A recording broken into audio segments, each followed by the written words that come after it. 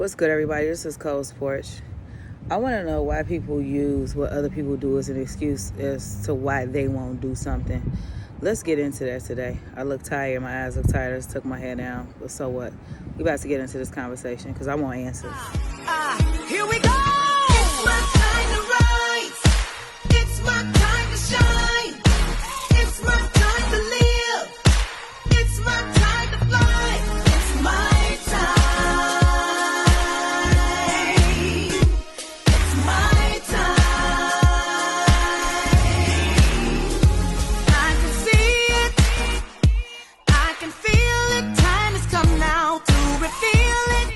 So, first of all, I'm tired of this question going around about, one of your children's fathers drops them off with something to eat and they don't bring nothing for the other children to eat. The other children are not by that man.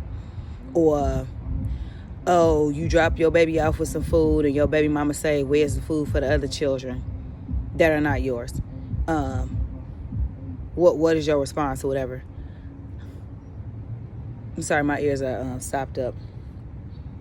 But I'm tired of seeing that conversation float around social media when the bigger issue is, why do you keep laying up having babies by different men? That's the bigger problem. And then passing that off as if it's normal behavior. And then passing off absentee fatherism as normal behavior. That's the bigger issue. That's what I want to talk about. So my response was, I'm tired of seeing this question and I'm tired of seeing this conversation. Because if you did things the right way, you get married, you have your children by your husband, then you don't have this problem. You don't have these type of discussions. You don't have these type of problems. Well, people get married and get divorced. Okay, well, at least they tried. Stop making excuses to just lay up and mess and do what you want to do and live how you want to live, but then expect everybody else to accept it. At the end of the day, yes, children are beautiful. They are a gift from God, but they're your children. They're yours. And you are responsible for taking care of them. You and the person who made them with you. So if you choose to have children by different dads, then it's those fathers' responsibilities to care for their children. Now, me and my husband go back and forth about this all the time. He feels like, if you're dating a woman and this, that, whatever, you should look out for all the children. Okay, that's fine. But what if y'all not dating?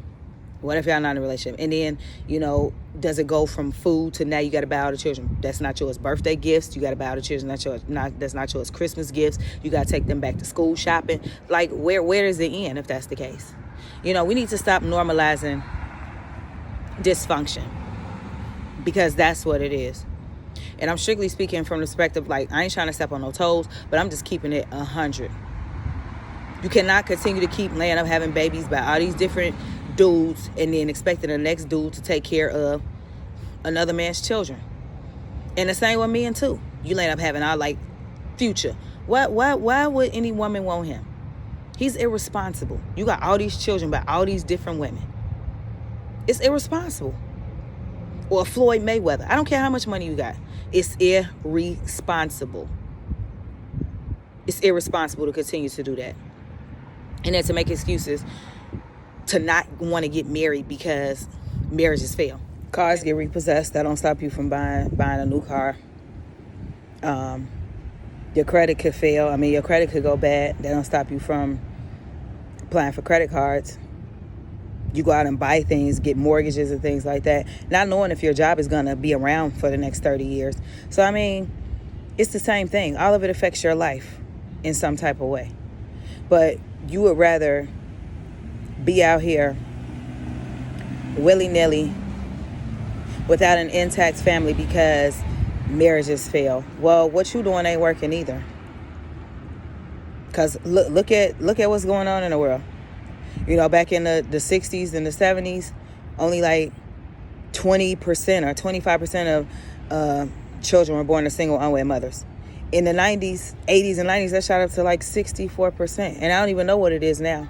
It's probably 75-80% of black children are born to single unwed mothers. And I don't understand how y'all don't see a problem with this. If you tried to do it the right way, at least you tried. At least you tried. The bigger issue is that people don't want to commit. They don't want to commit to people. They don't want to look at themselves. They don't want to work on themselves. They don't want to fix their brokenness. You know what I'm saying? And then, because first of all, you got to look at you so that you can attract the right person. If you're attracting F-boys, maybe it's because you putting out F-boy auras or F-boy bat signals. You know what I'm saying? So you got to get you together, number one, so you can attract the right person. And then that way, you can have a little bit more of a surety when it comes to finding something that's lasting. So at the end of the day, all I'm saying is stop making excuses, man. Stop making excuses. Nothing in life is guaranteed. Only thing that we know for sure is that we're going to die one day. That's the only thing we know for sure. Everything else is a gamble. Why not gamble on having a family the right way? Because the rewards far outweigh the risks. The rewards are so much greater than the risks. Like, seriously. All these children out here running wild in the street. Ain't nobody parenting them. Ain't nobody raising them. The fathers are absent. The mamas don't want to be bothered either. It's just a mess. It's just a mess. And something needs to be done about it. Something really needs to be done about it.